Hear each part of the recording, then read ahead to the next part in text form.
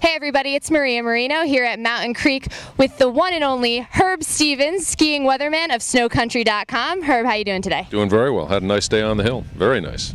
Cool. So how were the conditions out there today? You know, they were surprisingly good. You and I are talking on Tuesday, the 24th of January, and it rained yesterday. But, you know, what's important for the people that are seeing this to understand is the New York area got a nice snowfall last weekend, and everything looked beautiful. It was fluffy white snow. Well, that fluffy stuff, as opposed to heavy snow, it disappears fast.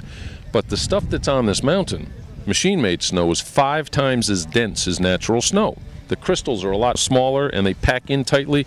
So even though in your backyard there's no more snow, there's a lot of snow left on this mountain, and we enjoyed it today. It was a little crispy early in the morning, but the temperature was up above freezing and softened things up, and we were carving up the corn all day. It was beautiful.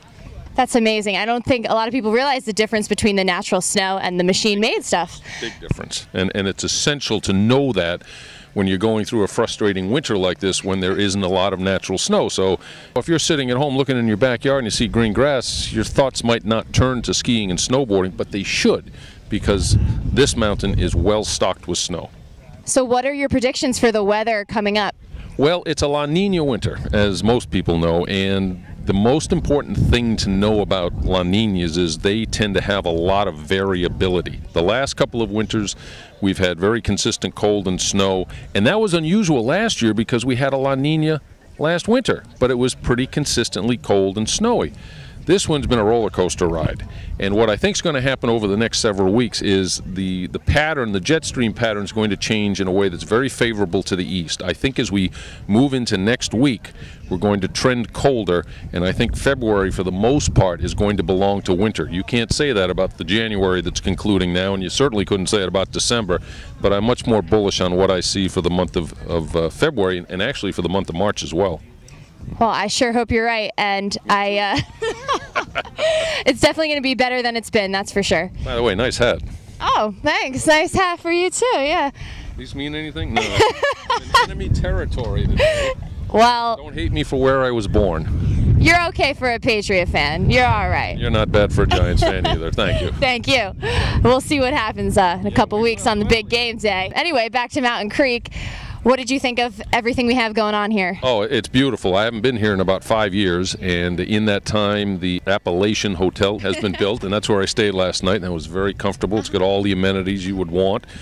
And we got up this morning, and we walked over a very short distance to the Red Tail Lodge, which is just over to my right here, and had breakfast, and that is a gorgeous building as well. So, you know, Mountain Creek is really committed to terrain parks.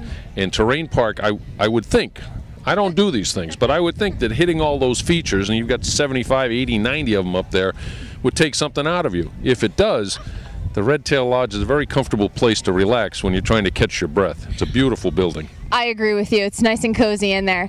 And one other thing, I was wondering if you noticed our new progression center. Yeah, that's a fascinating program.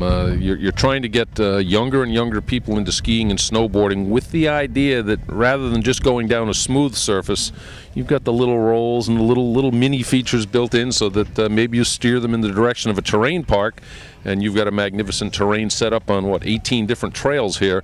So it's a very smart marketing plan to try and train newbies, as we call them, in the fine arts of jumping off of things.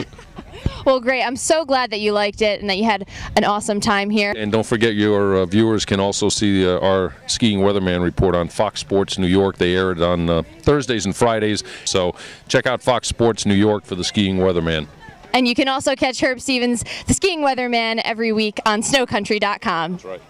Thank you so much. Thank you, Maria.